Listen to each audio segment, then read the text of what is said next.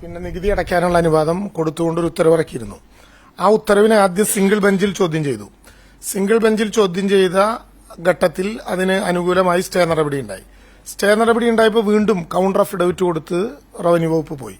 ആ കൌണ്ടർ അഫിഡവിറ്റിൽ നിലവിലുള്ള പിന്നെ ഉത്തരവ് മോഡിഫൈ ചെയ്തുകൊണ്ട് വീണ്ടും ഇറക്കാം, കരമടയ്ക്കാം എന്ന് കോടതി നിർദ്ദേശിച്ചു. അതിനെതിരായി ഒരു സംഘം ആളുകൾ ഡിവിഷൻ ബെഞ്ചിൽ പോയപ്പോൾ സിംഗിൾ ബെഞ്ചിന്റെ വിധി അബ്സല്യൂട്ടാണ് എന്ന് പിന്നെ ഡിവിഷൻ ബെഞ്ച് കണ്ടെത്തി മറ്റു കാര്യങ്ങൾ തീരുമാനിക്കാൻ സിംഗിൾ ബെഞ്ചിൽ തന്നെ വാദം തുടരണം എന്ന് നിശ്ചയിച്ചിട്ടുണ്ട്.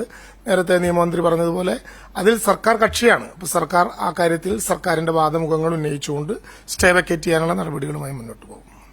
അല്ല, നിലവിലിപ്പോ പറഞ്ഞല്ലോ, ഇത് സംബന്ധിച്ച് നേരത്തെ ബഹുമാനപ്പെട്ട രാജീവ് മന്ത്രി പറഞ്ഞതുപോലെ അവർക്ക് അർഹരായവർക്ക് നിയമപരമായ പരിരക്ഷ ലഭ്യമാകും വിധം ശാശ്വതമായ ഒരു പരിഹാരം കണ്ടെത്തുക എന്നുള്ളതാണ് സർക്കാർ ലക്ഷ്യം വെക്കുന്നത്. അതുകൊണ്ടാണ് താൽക്കാലിക പരിരക്ഷയല്ല, സ്ഥിരമായൊരു പരിരക്ഷ. അതുവരെ അവരെ കുടിയൊഴിപ്പിക്കാതെ സംരക്ഷിക്കാനുള്ള ഉത്തരവാദിത്തമാണ് സർക്കാർ ഏറ്റെടുത്തതും വഖഫ് ബോർഡിനോട് അഭ്യർത്ഥിച്ചതും.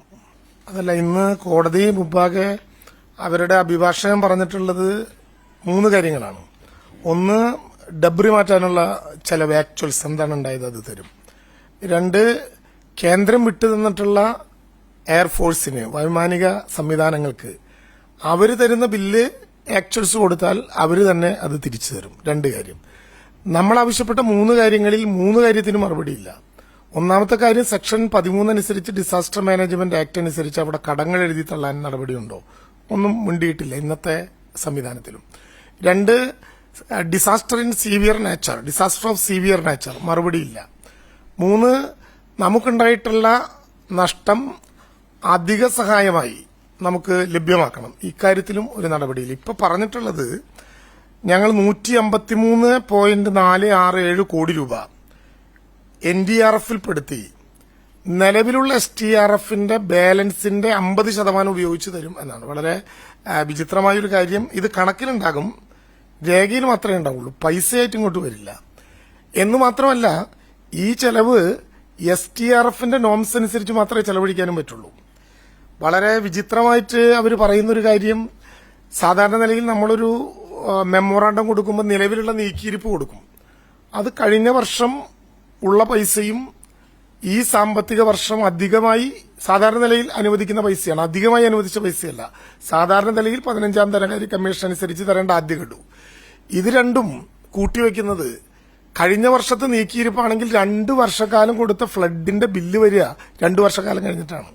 അപ്പോ ഇവിടെ ഉണ്ട് എന്ന പ്രതീക്ഷയിൽ 2 വർഷക്കാലത്തിനിടയിൽ കൊടുത്തിട്ടുള്ള റോഡുകളുടെ ബില്ല് സമർപ്പിക്കുമ്പോൾ അതിന് കൊടുക്കേണ്ടതായി ബാക്കി വെച്ചിട്ടുള്ള പണം NDRF-ന്റെ പണമാണെന്ന് കണ്ട് അതിന്റെ 50% ഉൾപ്പെടുത്താൻ പറ്റുന്ന വിധത്തിൽ 183.467 കോടി രൂപ തരും എന്ന് പറഞ്ഞാൽ, നേരത്തെ ഞാൻ പറഞ്ഞതാണ്, സഹായം രേഖയിൽ മാത്രമാക്കി അവസാനിപ്പിക്കാനുള്ള വളരെ പ്രധാനപ്പെട്ട ഒരു നടപടിയുടെ ഭാഗമാണിത്. 1202 കോടി രൂപയുടെ ആക്ച്വൽ സഹായം പറയുമ്പോൾ STRF ആയിട്ട് അത് കൂട്ടിയാൽ 219 കോടിയേ വരുള്ളൂ. അതിലേക്കാണിപ്പോ കേന്ദ്രം പോകുന്നത്.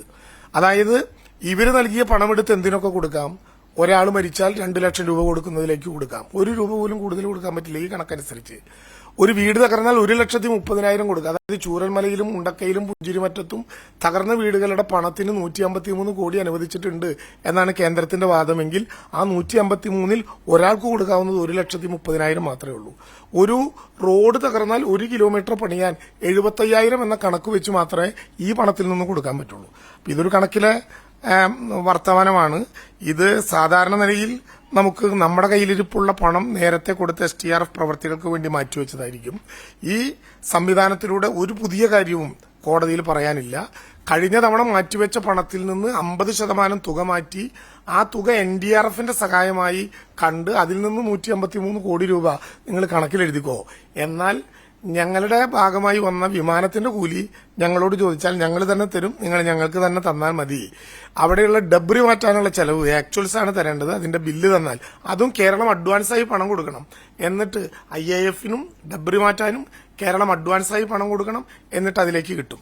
ഇപ്പൊ ഇവർ പറഞ്ഞിട്ടുള്ള ഒരു കാര്യം 16/11/2024 ഹൈ ലെവൽ കമ്മിറ്റി കൂടിയിട്ടുണ്ട് എന്നാണ്. അതിന്റെ റിലീസ് ഓർഡർ വന്നാൽ നമുക്ക് വിശദാംശങ്ങൾ അറിയാം. അത് കഴിഞ്ഞ് വീണ്ടും സഹായിക്കാം.